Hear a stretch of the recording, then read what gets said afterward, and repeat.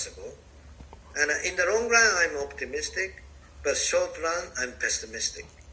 You're pessimistic in the short run. Let's talk about some of that pessimism, because one of the things that you said earlier this year was that at one point you felt, quote, you had peered over the cliff edge. And this, I think, was a comment not just about the state of the world, but the state of business and even some of your investments. What did you mean by that? Well, I saw the possibility of a lot of economic crisis and affecting many people's job, many people's health, life, and also we have investment in many startup companies. They may not have enough funding beyond the other side of the Death Valley, and I was afraid that maybe some of them cannot make it. So that's what I was afraid.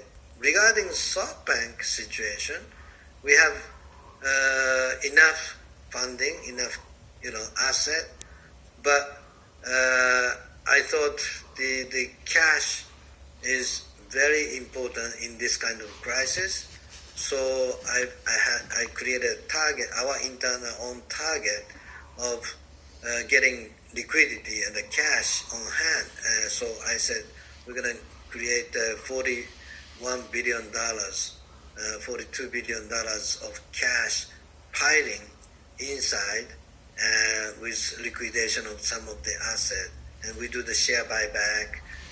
We do enough funding for ourselves for new investment, but also to protect ourselves. So it's the first time in our history to liquidate many of the assets as quickly as possible. We overachieved that target by almost 2x. Well, that's what I was going to ask you about. A lot of people were surprised at how aggressively you've been selling assets. And the question I was going to ask is, what do you want to do with all that cash? No, as I said, the short run, I'm pessimistic that it's still increasing, the second wave or third wave of the COVID-19 around the world. And of course, the vaccine is coming, medical antibodies coming, but who knows, in the next 2-3 months, any disaster could happen. So we're just preparing for the worst case scenario. But for the audience, I hate to be pessimistic given your optimism about life usually. What does that worst case scenario look like to you? Well, look, before mass production, distribution of the antibodies, the vaccine comes, some major company could crash. The savior of those collapse of the domino effect could happen. Like a Lehman crisis, just one bank crisis made entire the banking industry shake up, and that made worldwide crash of the stock market. So anything can happen in this kind of situation. I think it's getting better with the news of the vaccines success of the early test, but I still want to be prepared for the worst case scenario. So that's why today we have now almost $80 billion cash in hand ourselves. Are you surprised at how well the values of specifically technology companies have held up during this period? Yeah, well, look, when people work from home, people stay home and study at home, what can they do? They have to still connect with people.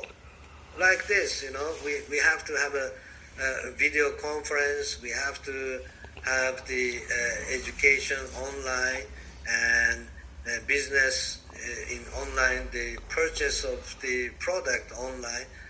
So it's accelerating the companies with the finished digital transformation or in the leading position of those they would be a beneficiary of acceleration of the change of the paradigm shift. So, of course, they may suffer a short time for the advertisement revenue and so on, but many of them are actually having record high net income. So when you think about deploying that $80 billion, is that just a rainy day fund because you're worried about having to finance your own companies, or is that because you think there's going to be some kind of calamitous moment at which you would hopefully come in and swoop up and buy other assets? Yeah, many optionalities. Okay, if we can invest in these AI, front end companies, if we can invest more into those opportunities, I will be aggressive, and it is maybe a better price now for the investing into unicorns because they need the funding.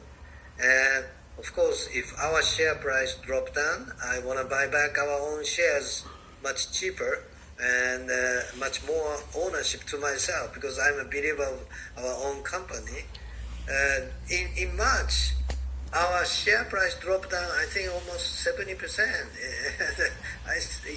In 2-3 weeks, I said, "Oh my God, this is the best time for me to buy back our own share."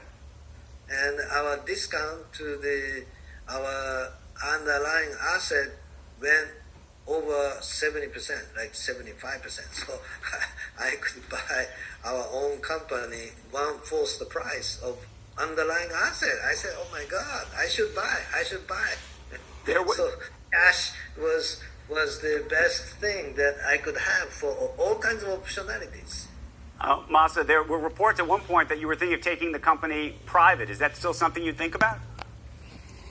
No comment. I cannot make comment on such a thing. Does that mean it's still on the table, potentially?